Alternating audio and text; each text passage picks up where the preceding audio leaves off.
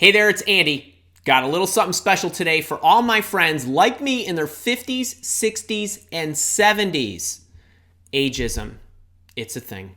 Don't let anybody tell you otherwise. It is a thing. It's something that all older job seekers need to be aware of, and don't let anybody tell you otherwise. Now, it might not be as prevalent as you think, but it's still a problem if you're an older worker and you're looking for work.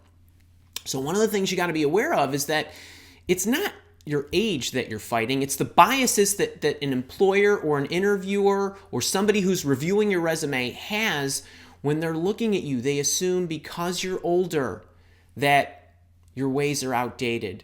You don't want to learn anything, you're set in your ways, or you just don't have a lot of energy. So you've got to overcome these. Today what we're going to talk about is how do you do that when you're searching? How do you do that with your resume? How do you do that in an interview? And how do you overcome this so ultimately you can diffuse this issue? So let's talk about the Job Searching Act itself to actually secure the interview that you're going to go into. Obviously, you can run into some roadblocks here just from an ageism standpoint. There's different ways that you can go about securing that interview, and how you go about securing that interview is vital to setting a good table for the interview. So if you're spending a lot of time putting your resume in an applicant tracking system, even if you get it past the applicant tracking system's robot and into somebody's inbox, you still run the risk that somebody who sees your resume might detect that you're an older worker and kind of kick it to the side where that bias is coming in. So you're far better off leveraging the activity that is going to give you a much greater probability of finding your next job because you are an older worker, 50s, 60s, and 70s. You have a much greater chance of finding your next job through somebody you know, through networking, whether it's somebody you know directly, somebody they know, somebody they referred you to. In fact, you have a 46% chance of finding your next job that way. So I always recommend that you spend half of your job searching time networking. So that's the first tip. You want to make sure that there is a heavy dose of networking through your search. As we move on to some resume tips, knowing that the applicant tracking system is actually going to be an important element, no matter who we are, no matter how we find that job, even though it's through an employer referral or some other medium, lots of times we have to put our resume into the applicant tracking system. So let's talk about a couple of tips that you can use as far as your resume goes. Fighting that bias that your methods are stale. One of the greatest ways that you can overcome that in your resume is making sure you are using current terminology, current vernacular, current processes, current technologies, whatever the latest trends are. So if you need to change the wording of your old processes or your old technologies, that's great. Use more current verbiage to describe what it was that you used to do. That's one technique. The other technique is do whatever you need to do. Go out and take the training courses, get the certifications, get familiar, do your research on all the latest trends, and make sure that that goes in so that when somebody actually gets your paper, it's current. It's current stylistically, layout-wise, verbiage-wise, all that good stuff. And if you need to, feel free to trim some of those older opportunities and employers that you had early in your career, because that might help your resume not look as though you have so many years of experience. Just a subtle little trick, but perfectly okay, especially if you have more than 30 years of work experience. Let's also talk about one other tool as far as the resume goes that I absolutely love. I have a professional relationship with them. I've looked at a lot of different tools on the market, but I highly recommend JobScan.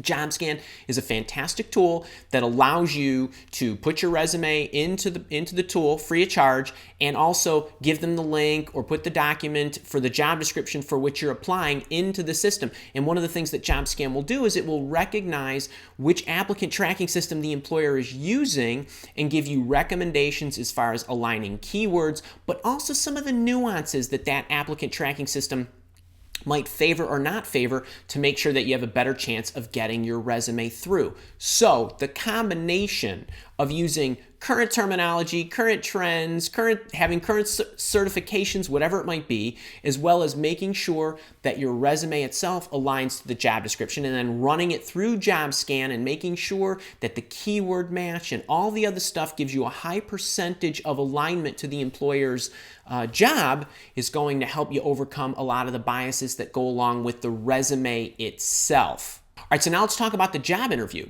So all these biases that carried through the entire process become even more prevalent in the interview, so you got to stay consistent. So a lot of the tips that I was mentioning as far as how you set the table for yourself, how you package up your resume using current trends and processes and terminology is stuff that you need to carry in through into the interview. So just going back to what I was saying about the biases that people think about with older workers, they're not current, they don't know the latest and greatest trends or technology, they're set in their ways, they don't really want to learn anything, or that they're lacking that energy. So the tips for the interview are, make sure that when the interviewer asks you a question, you're talking about latest trends, using latest terminology. So your stories are filled with currency. You got to be filled with currency.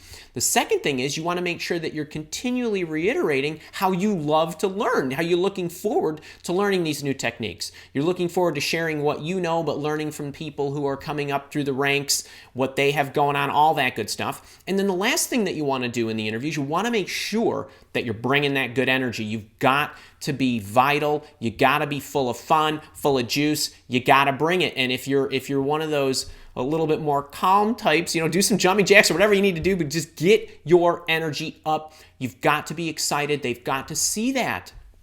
So remember, these are things that you start in a little bit of a hole and you have to overcome them. It's just the way it is. To deny it would be silly. Let's be aware of this and let's make sure that when you're in the interview, you know what you gotta do.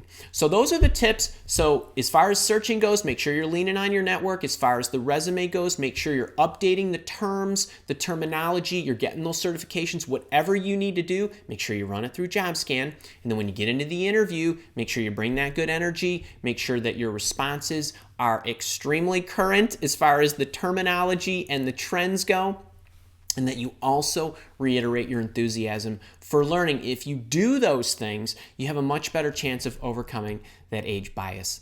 Now, if you're enjoying this, make sure to click the like button, give me the thumbs up, subscribe to the YouTube channel so you can get my new videos every week and be there live for my live office hours. And if you're watching this anywhere other than the Tips for Work and Life blog or my YouTube channel, hop over to those sites. There's tons of free downloads, lots more videos. I've put it all in the notes for you, as well as all the links to everything that I've referenced.